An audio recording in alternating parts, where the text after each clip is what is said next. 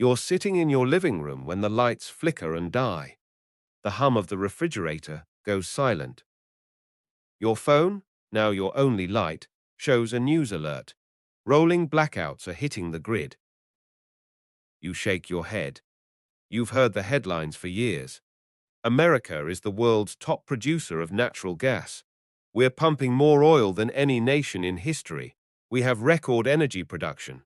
So why does the power keep failing? This isn't a shortage of fuel. It's a failure of a system.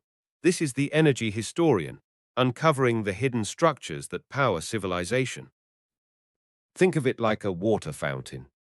Imagine a magnificent, gushing fountain in the town square. It's pumping out more water than ever before.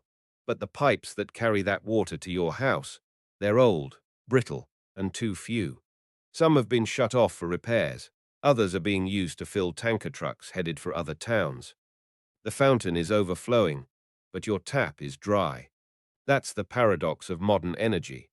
We measure success by production at the source, the wellhead, the gas field, the solar farm. But your light switch doesn't care about the wellhead. It cares about the last mile. It cares about the labyrinth of wires, pipelines, transformers, and switches that must deliver that energy at the exact second you demand it, across a continent. Now, here's where it gets interesting. Let's take that natural gas. In 2023, the US produced over 100 billion cubic feet of it per day. A record, an astonishing volume. But natural gas isn't just for heating homes. Over 40% of America's electricity comes from burning it. The gas well in Texas and the power plant in Ohio are connected by an invisible pressurized highway, the pipeline network. And that's where the first crack appears. During the February 2021 freeze in Texas, the problem wasn't a lack of gas in the ground. The problem was frozen wellheads, icy valves, and power outages at compressor stations along the pipeline itself.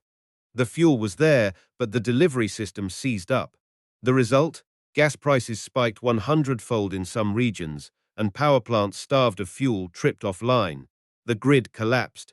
The fountain was full, but the pipes were frozen shut. This reveals a brutal truth about infrastructure. It's built for fair weather, not for stress. Our electrical grid is a delicate, real-time balancing act. Supply must match demand, second by second. Add in renewable energy, which is crucial, and the challenge becomes even more intricate. The sun sets every evening, just as people come home and turn everything on. That's called the duck curve. A massive midday surplus of solar power crashes into an evening deficit. The grid manager's job is to fill that gap, instantly, usually by ramping up natural gas plants. But what if the gas isn't there fast enough? Or what if a transmission line, overloaded by that midday solar surge, fails? The system trips. The blackout begins. We built a new intermittent energy fountain without sufficiently reinforcing the pipes and pumps that manage its flow. But the fragility goes deeper than weather and renewables. It's also a story of incentives and a decades-long bet that went sideways. Rewind to the 1990s and early 2000s. The prevailing wisdom was that markets would provide. Deregulation split power generation from transmission. The idea was brilliant in theory. Competition would drive efficiency and lower prices, and it did for a while. But it also created a perverse incentive. Building a new power plant, potentially profitable. Building a new transmission line across multiple states, through endless regulatory hurdles and local opposition, a nightmare. A cost with little reward. So, we stopped building the backbone. We added fountains gas plants, wind farms, solar arrays, but we neglected the highways between them. Look at a map of the US grid. It's not one grid. It's 3 patchwork quilts: the Eastern Interconnection, the Western Interconnection, and Texas. These grids have limited connections between them. Why? Because that's how they were built a century ago, and upgrading them is a political and financial quagmire. So when California needs power during a heat wave, it can't easily get a massive surge from the windy plains of Texas. The highway isn't there. The region is marooned. This isn't an accident. It's an architectural flaw. We have national energy production, but a balkanized, local delivery system. The record production numbers are an average across the entire country. They smooth over the desperate real-time shortages in specific stressed nodes. And then there's the export factor. Remember, energy is a global commodity. That record natural gas production, a significant portion is now super chilled into liquefied natural gas, or LNG, and loaded onto tankers bound for Europe and Asia. The price offered in Tokyo can be higher than the price offered in Ohio. So, the gas flows to the highest bidder. This is rational for a company's balance sheet, but for the grid operator in New England, which relies on imported LNG, it creates a terrifying vulnerability. A cold snap in Europe can pull cargoes away from Boston, driving prices up and availability down. We have become our own competitor. The fountain is gushing, but we've installed a lucrative spigot that sends water overseas, sometimes leaving our own pipes under less pressure. Now, layer on the final, slow-motion crisis: time. The physical assets of the energy system, the power plants, the substations, the pipelines, are aging. Much of the grid was built in the mid-20th century, with a 50-year expected lifespan. We are living on borrowed time. A transformer isn't like a light bulb you replace when it blows. It's a custom-built, city-block-sized piece of equipment that takes over a year to manufacture.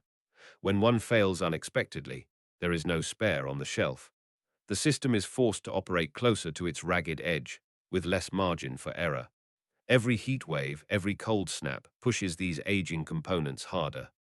Maintenance is deferred because it's costly and doesn't generate revenue.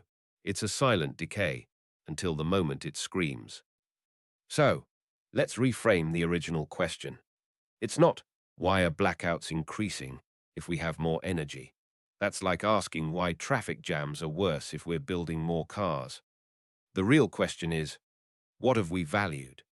For decades, we valued cheap, abundant energy at the point of production. We valued shareholder returns. We valued market efficiency. We did not value resilience. We did not value redundancy. We did not value the massive, unglamorous public good investment in the delivery infrastructure itself. The market is spectacular at finding the cheapest barrel of oil or the most efficient gas turbine. It is terrible at building the shared fortress that protects us all. The blackout is therefore not a mystery. It is a fever chart. It is the system's physical response to a set of choices. It tells us where the pressure exceeded the design. It highlights the single point of failure, the overloaded line, the missing link. The increasing frequency of these events is a signal the system is sending us. It is saying the assumptions have changed. The weather is more extreme, the demand patterns are new, the infrastructure is old, and the margin for error is gone. We built a civilization on the promise of endless on-tap power. We built that promise on a physical machine of astonishing complexity. That machine is now telling us it is under strain. The production numbers are a comfort, a testament to our extractive and technological prowess. But the flickering light in your living room is the truth. It's the truth of a system that was optimized for cost in a stable world, now struggling to function in a volatile one. The fountain has never been bigger. But the question is no longer how much water we can produce. It's whether the pipes will hold. If this gave you a new perspective on the lights staying on, hit subscribe. Let me know in the comments, when your power goes out, what's the first thing you think is wrong?